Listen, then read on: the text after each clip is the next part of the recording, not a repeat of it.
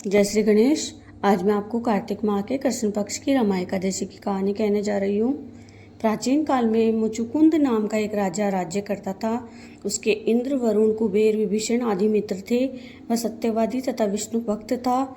उसके एक उत्तम चंद्रभागा नाम की एक लड़की उत्पन्न हुई। उसने उस लड़की का विवाह राजा चंद्रसेन के पुत्र शोभन के साथ किया। एक समय जब वह अपने ससुराल में थी, एक एकादशी पड़ी। चंद्रभागा सोचने लगी कि अब एकादशी समीप आ गई है, परंतु मेरे पति अत्यंत कमजोर हैं, इसलिए वह यह व्रत नहीं कर सकते। परंतु मेरे पिताजी की आज्ञा कठिन है।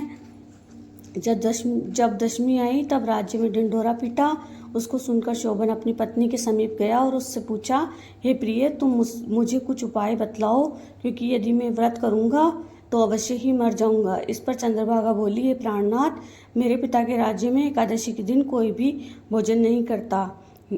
यहाँ तक कि हाथी, घोड़ा, ऊंट आदि भी तृण, अन्न, जल आदि ग्रहण नहीं करते।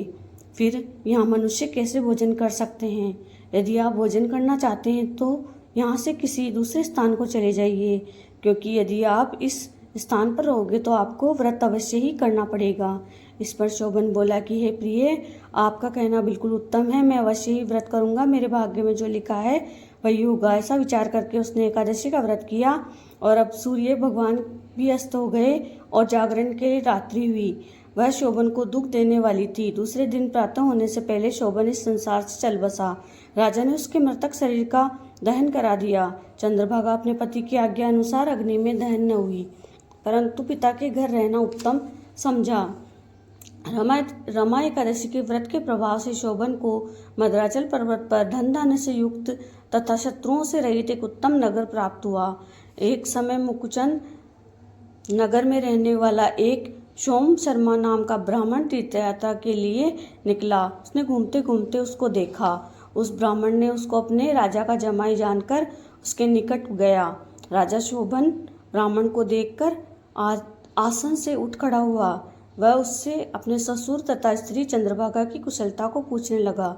सोम शर्मा ब्राह्मण बोला कि हे राजन, हमारे राजा कुशल हैं तथा आपकी पत्नी चंद्रभागा भी कुशल है। अब आप अपना वृतांत बताइए। मुझे ये बड़ा आश्चर्य है कि ऐसा विचित्र और सुंदर नगर आपको किस प्रकार प्राप्त हुआ। शोभन बोला कि हे ब्राह्मण, यह सब कार्तिक मास की कृष्ण पक्ष की रमा एकादशी के प्रभाव से है। इसी से मुझे ये अनुपम नगर प्राप्त हुआ है, परंतु यह अध्रुव है। इस पर ब्राह्मण बोला कि हे राजन, यह अध्रुव क्यों है और ध्रुव किस प्रकार हो सकता है, सो आप मुझे बतलाइए। मैं आपके कहे अनुसार ही करूँगा, आप इसे किंचित मात्र भी झूठ न समझो। शोभन बोला कि हे ब्राह्मण, मैंने श्रद्धापूर्वक व्रत किया था, उसके प्रभाव से मुझे यह नगर प्राप्त हुआ है। इस वृत्तांत को राजा मुकुचंद की पुत्री चंद्रभागा से कहोगे तो वह इसको ध्रुव बना सकती है। ब्राह्मण ने वहां जाकर चंद्रभागा से समस्त वृतांत कहा।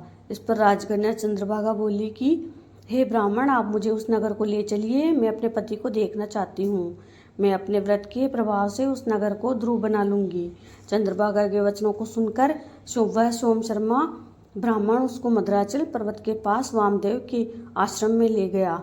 वामदेव ने उसकी कथा को सुनकर चंद्रभागा का मंत्रों से अभिषेक किया। चंद्रभागा उसके मंत्रों तथा व्रत के प्रभाव से दिव्य देह धारण कर अपने पति के पास चली गई। शोभन ने अपनी स्त्री चंद्रभागा को देखकर प्रसन्नतापूर्वक उसे अपने वाम अंग में बिठाया। चंद्रभागा बोली, हे प्राणनाथ, अब आप मेरे पुण्य को सुनिए। जब मैं अपने पिता के गृह में 8 साल की थी, तब से ही यथाविधि एकादशी का व्रत करती थी। उन्हीं व्रतों के प्रभाव से आपका यह नगर ध्रुव हो जाएगा और समस्त कर्मों से युक्त होकर प्रलय के अंत तक रहेगा। चंद्रभागा दिव्य रूप धारण करके तथा दिव्य आभूषण एवं वस्त्रों से सजकर अपने पति के साथ आनंद पूर्वक रहने लगी और शोभन भी उसके साथ आनंद पूर्वक रहने लगा। जय श्री गणेश।